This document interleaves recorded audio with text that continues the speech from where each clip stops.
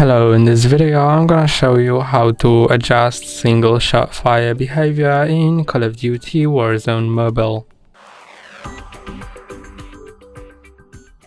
Click on Settings, then Controls, then Gameplay, and scroll down until you find single shot fire behavior.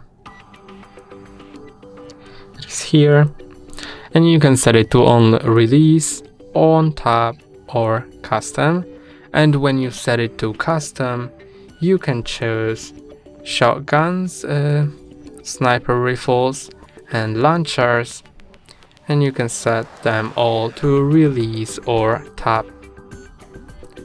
Then click here to go back and click anywhere on the screen to exit settings. That's all for today. Don't forget to like and subscribe. See you next time.